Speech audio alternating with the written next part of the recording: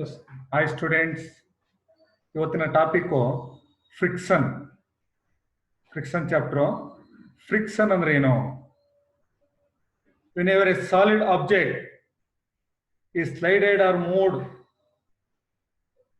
over the another object against the movement, the force is generated between the two surfaces, which force tries to oppose the motion of the object. This force is called as the frictional force, and thus phenomena is called as friction. ಅಂದ್ರೆ friction ಅಂದ್ರೆ ಒಂದು ವಸ್ತು ಇನ್ನೊಂದು ವಸ್ತುವಿನ surface ಮೇಲೆ move ಆಗಬೇಕಾದ್ರೆ ಅಥವಾ sliding ಆಗಬೇಕಾದ್ರೆ ಅಲ್ಲೇನಾಗ್ತದೆ, ಆ ಸರ್ಫೇಸ್ ಮೇಲೆ ಫೋರ್ಸ್ ಉತ್ಪತ್ತಿ ಆಗ್ತದೆ. ಆ ಫೋರ್ಸು ಆ ಮೂವ್ಮೆಂಟ್ ಆಫ್ ದಿ ಬಾಡಿನ ಮೂವ್ ಆಗೋದನ್ನ ತಡೆಯುತ್ತೆ. ಆ ಫೋರ್ಸ್ಗೆ ನಾವು ಫ್ರಿಕ್ಷನಲ್ ಫೋರ್ಸ್ ಅಂತ ಕರಿತೀವಿ. ಟೋಟಲ್ ಆಗಿ ಆ ಕ್ರಿಯೆಗೆ ನಾವು ಫ್ರಿಕ್ಷನ್ ಅಂತ ಕರಿತೀವಿ. ಈಗ ಫ್ರಿಕ್ಷನ್ ಬಗ್ಗೆ ಗೊತ್ತಾಯ್ತು. Next types of friction. Friction ಅಲ್ಲಿ ವಿಧಗಳು ಯಾವ್ಯಾವುದು?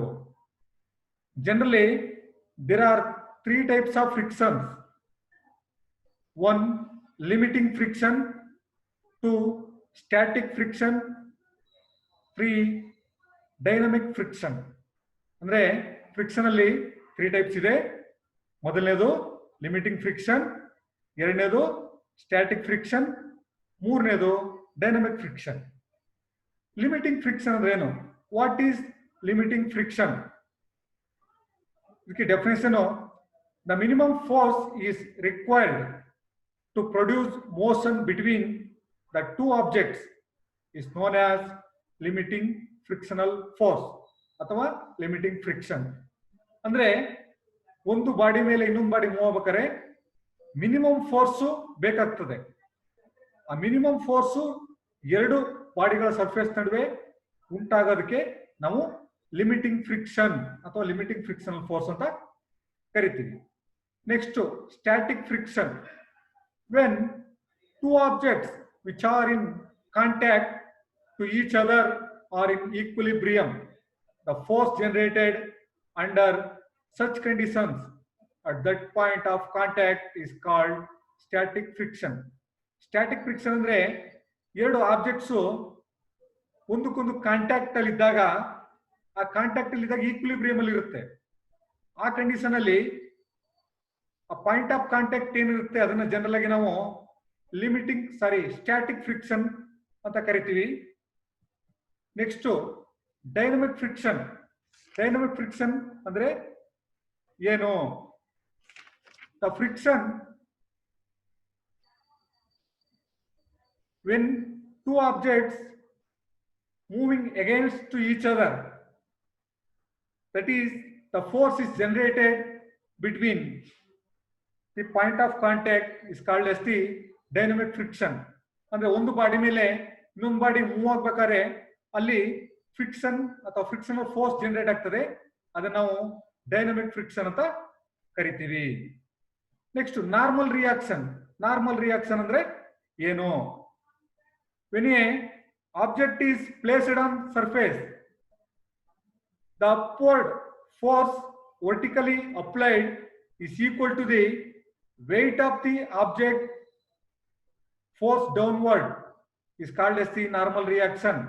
ಅಂದ್ರೆ ಒಂದು ವಸ್ತುನ ನಾವು ಒಂದು ಸರ್ಫೇಸ್ ಮೇಲೆ ಇಟ್ಟಾಗ ಅದರ ಭಾರ ಮತ್ತು ಮೇಲ್ಮಟ್ಟದ ಒತ್ತಡ ಅವೆರಡು ಸಮಾನವಾಗಿರೋದನ್ನ ನಾವು ನಾರ್ಮಲ್ ರಿಯಾಕ್ಷನ್ ಅಂತ ಕರಿತೀವಿ.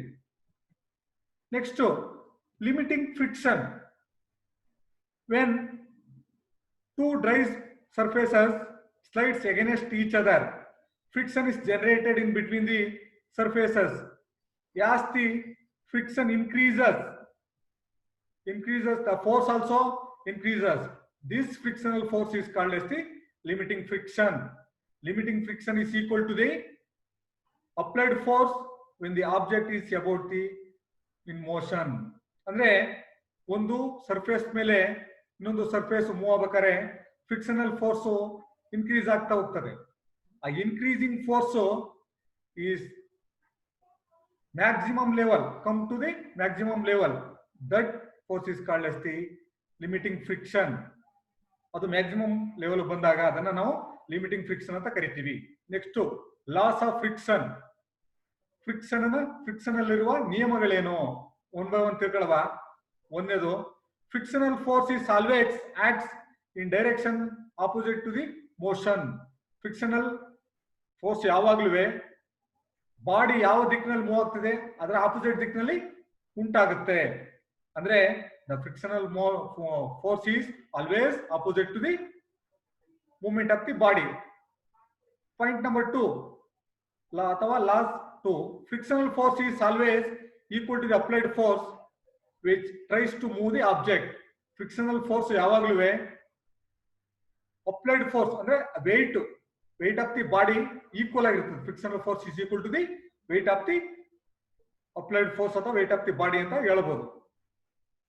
Last number 3, frictional force depends on the material and position of the surfaces in contact but does not depend upon their shape or area.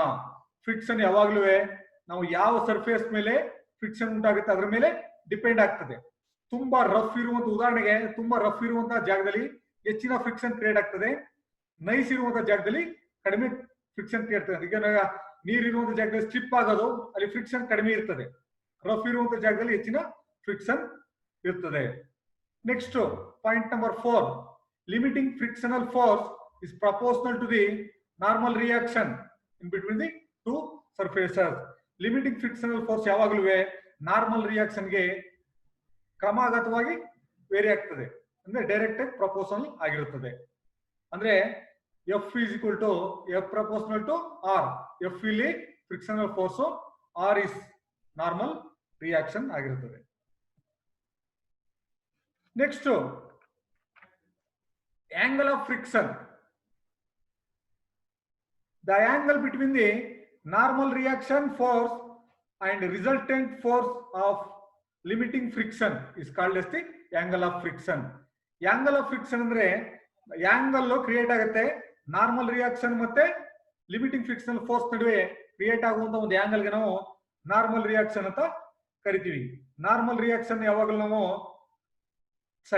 Angle of friction ಯಾವಾಗಲೂ ನಾವು ಥೀಟಾ ಸಿಂಬಲ್ ಇಂದ denote ಮಾಡ್ತೀವಿ. ಇಲ್ಲಿ ನೋಡಿ, next inclined plane. Inclined plane is an best example of simple machine. ಇದು simple ಮೆಷಿನ್ಗೆ ಒಂದು best example. ಈ ಇನ್ಕ್ಲೈನ್ಡ್ ಪ್ಲೇನ್ ಇಂದ ನಾವು ಫ್ರಿಕ್ಷನ್ ಬಗ್ಗೆ ಸ್ಟಡಿ ಮಾಡಬಹುದಾಗಿರುತ್ತದೆ. ಇಲ್ಲಿ ಏನ್ ಹೇಳ್ತದೆ, when an object placed in inclined surface, then it moves forward. The normal reaction is applied on the object opposite direction and weight is perpendicular to the normal reaction. Then the coefficient of friction mu is equal to W by sin theta divided by W by cos theta ಆಗಿರ್ತದೆ.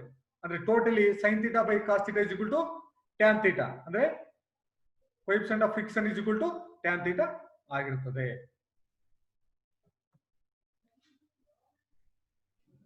ಇದು frictional force ಅಲ್ಲಿ ಬರುವಂತಹ ವಿಚಾರಗಳು. Next class ನಾವು ಇದ್ರ ಬಗ್ಗೆ ಪ್ರಾಬ್ಲಮ್ಗಳನ್ನ ಮಾಡ್ಬೇಕಾಗ್ತದೆ. ಆ ಪ್ರಾಬ್ಲಮ್ಗಳು ಮಾಡೋದಕ್ಕೆ ಈ ಫಾರ್ಮುಲಾಗಳೆಲ್ಲ ನೀವು ನೋಡ್ಕೊಂಡು ನೋಟ್ಸ್ ಎಲ್ಲ ಬರೆದಿಟ್ಕೊಂಡ್ರೆ ಪ್ರಾಬ್ಲಮ್ಗಳನ್ನ ಈಸಿಯಾಗಿ ಸಾಲ್ವ್ ಮಾಡ್ಬೋದಾಗಿರ್ತದೆ. ಥ್ಯಾಂಕ್ಸ್ ಎಲ್ರಿಗೂ. ಮತ್ತೆ ಹಂಗೆ ವಾಚ್ ಮಾಡ್ತಾ ಇರಿ. ನೆಕ್ಸ್ಟ್ ನಮ್ಮ ಕ್ಲಾಸ್ನ ಅಟೆಂಡ್ ಮಾಡೋದಕ್ಕೆ ಆನ್ಲೈನಲ್ಲಿ ಟ್ರೈ ಮಾಡ್ತಾರೆ. ಎಲ್ಲರಿಗೂ ಕೇಳೋದಕ್ಕೆ ತುಂಬಾ ಥ್ಯಾಂಕ್ಸ್.